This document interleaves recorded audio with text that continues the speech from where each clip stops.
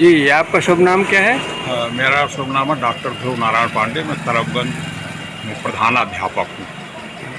किस स्कूल में? कंपोजिट विद्यालय कौचिहानी में। ये जो सरकार ने नियम बनाया है बायोमेट्रिक का, उसका आप लोग विरोध क्यों कर रहे हैं? हम लोग विरोध इसलिए कर रहे हैं क्योंकि इससे एक तो ऐसे हम बायोमेट्रिक हाजिरी के लिए हमेशा विद्यालय जाते हैं। कभी हमारे यहाँ महिलाएं हैं, हमारा सुदूर ग्रामीण क्षेत्र में पड़ता है, तो वहाँ पर महिलाओं को जैसे जो स्कूटी चलाना नहीं आता है, जिनको कोई साधन नहीं चलता, अमूमन वो जैसे आई दूर से विद्यालय में कोई आवासीय सुविधा तो है नहीं कि हम विद्यालय में ही रहेंगे और पहुँच करके डिजिटल हाजिरी दे दें। जब डिजिटल की बात आती है, हम लोग जो भी इस समय डिजिटल काम कर रहे हैं उसमें सबसे बड़ी समस्या आ रही है नेटवर्क की। नेटवर्क नहीं रहता, सर्वर बिजी बताया, डाउन बताया। तमाम कार्य अभी जो कर रहे हैं, डीबीटी का कार्य कर रहे हैं, उसमें भी अब अटेंडेंस में ये होगा कि अगर हम आधे घंटे की जो शिथिलता दिया महानिदेशक महोदया ने, तो आधे घंटे हम अगर पहुंच गए भी विद्यालय तो आधे घंटे लेट हो गए, जैसे 8:31 पर पहुँचे तो हमारी अटेंडेंस नहीं होगी, तो हम पूरा दिन वैसे काम करेंगे, अनुपस्थित रहेंगे।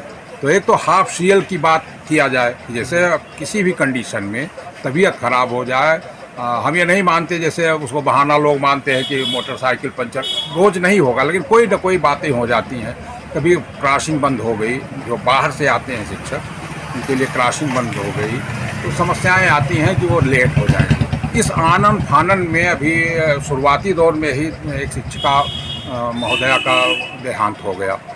आनन फानन में भाग करके कि 2 मिनट बचा है, मुझे पहुंच जाना चाहिए, तो इसकी शिथिलता दी जाए, पहली बात। दूसरी बात यह है कि जैसे अन्य विभागों में जैसे गंगा उल्टी नहीं बहती है कभी, गंगा ऊपर से डिजिटलाइजेशन आप करिए, महानिदेशक महोदय, फिर बीएसए कार्यालय, फिर बीओ कार्यालय, ये लोग रेगुलर हो जाए। जैसे हम लोग की ट्रांसफ़र, पोस्टिंग और तमाम सारे कार्य जो पेंडिंग पड़े हुए हैं वेतन संबंधी, वो नहीं कर पा रहे हैं।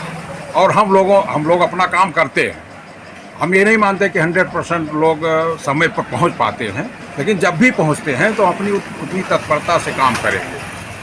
अब जब मुझे कोई चीज़ थोपा जाएगा कि आपको ऐसा ही करना है, तो मन में एक चिढ़ सी आएगी कि देखिए हमको थोपा जा रहा, तो हम अटेंडेंस हमारी हो गई तो पूरा दिन हम हो रहेंगे, शाम को जाते समय भी कर देंगे। तो इससे शिक्षकों में एक भावना आएगी, तो कार्य क्षमता पर भी प्रभाव पड़ेगा, शिक्षकों के कार्य क्षमता पर भी प्रभाव पड़ेगा। स्वाभाविक है, क्योंकि जब आप चोर नहीं हैं, आपको चोर साबित किया जा रहा है कि आप चोरी करते हैं, आप देर से आते हैं। शिक्षक राष्ट्र का निर्माता है, उस पर आप शक कर रहे हो। आप ऊपर के उसको नहीं, हम मानते हैं कि 100% सही नहीं हो सकता, लेकिन ऑफलाइन उसकी व्यवस्था है मॉनिटरिंग करने की।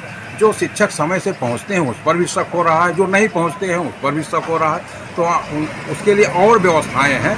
ऑनलाइन मॉनिटरिंग करिए और पारदर्शिता हो।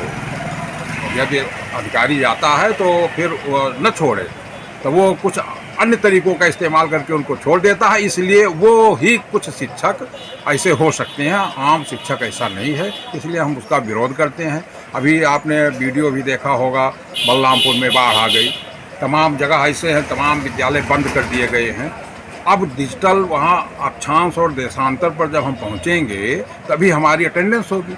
अब हम बंधे पर है तो हमारी अटेंडेंस नहीं होगी। ऐसी स्थिति महीना 2 महीना हो सकती है, तो वो शिक्षक वेतन कैसे पाएगा? तो पहले ये निर्धारित कर लिया जाए कि कौन कौन से विद्यालय इस तरह प्रभावित हैं, कहाँ पर साधन नहीं है पहुँचने के शिक्षकों के, सड़क से दूर 2-2 किलोमीटर पैदल चलना पड़ता है।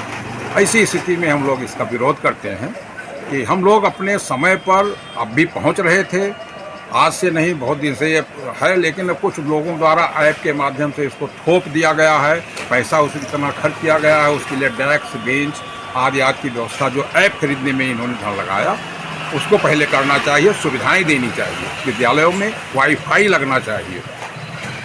अच्छा, दूसरे विभागों में भी तो ये व्यवस्था है, बिल्कुल। तो दूसरे लोग क्यों नहीं एतराज़ कर रहे हैं इस चीज़ के लिए? नहीं, सब कहाँ व्यवस्था, ऑनलाइन हाजिरी की कहाँ व्यवस्था, टैबलेट के द्वारा कहाँ व्यवस्था है? वो बायोमेट्रिक या अन्य साधनों से अपना व्यवस्था बना लेते हैं। बायोमेट्रिक है ना? बायोमेट्रिक है, और वो ढंग से नहीं हो रहा। उस पर भी जो हुआ कि कुछ लोगों ने अंगूठा का छाप करा लिया, ये करा लिया, तो अब उसमें भी IB फ्रॉड चल रहा है। हाँ, फ्रॉड उसमें भी चल रहा है। तो इसमें भी मतलब अब अध्यापक पर अगर आप शक कर रहे हो तो इसका मतलब नहीं, शक की बात नहीं है सर। सरकार कह रही है कि हम सब काम व्यवस्था पूर्वक करना चाह रहे हैं, तो इससे तो व्यवस्था- इसमें कुछ शिकायतें सरकार को मिली होंगी, इसीलिए वो ऐसा कर रहे होंगे, जी इसीलिए। हाँ, शिकायतें मिली हुई हैं, लेकिन तमाम ऐसी शिकायतें हैं जैसे हम लोगों को पढ़ाने के अतिरिक्त कोई भी काम न दिया जाए। जैसे हम लोगों से चुनाव कराया जाता है, हम लोगों का एक चुनाव बचा दिया जाता है, राष्ट्रपति चुनाव नहीं करा सकते हम लोग, उसको भी हम लोगों से कराया जाए चुनाव, और सारे चुनाव हम लोग कराते हैं, तब हम लोग बहुत सच्चे हैं। सर, राष्ट्रपति के चुनाव में तो नहीं, वो MLA, व्यवस्था MP, लागू MLC की। वगैरह करते हैं वोटिंग ना। हो, नहीं वो ठीक है, उसको बड़े स्तर पर करिए, हम चुने राष्ट्रपति को।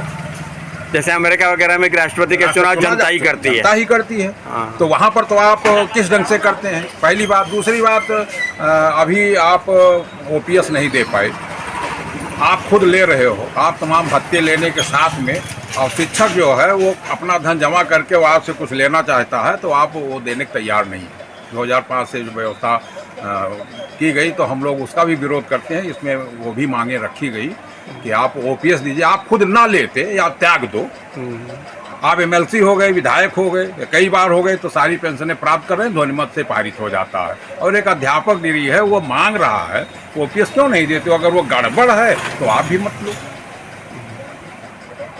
तो एक एक चीज़ थोपी जा रही है, अध्यापकों को सुविधाएं नहीं दे रहे हैं। हम लोगों को हाफ ईयर कम से कम 15 मिलनी चाहिए। कोई अध्यापक पहुंच गया, कारण बताया जाए, आपकी बात जिन्यून है, हम मानते हैं, लेकिन ये कारण बताया जाए कि 8:31 पर अगर अध्यापक पहुंचा तो वहीं पूरा दिन अब्सेंट।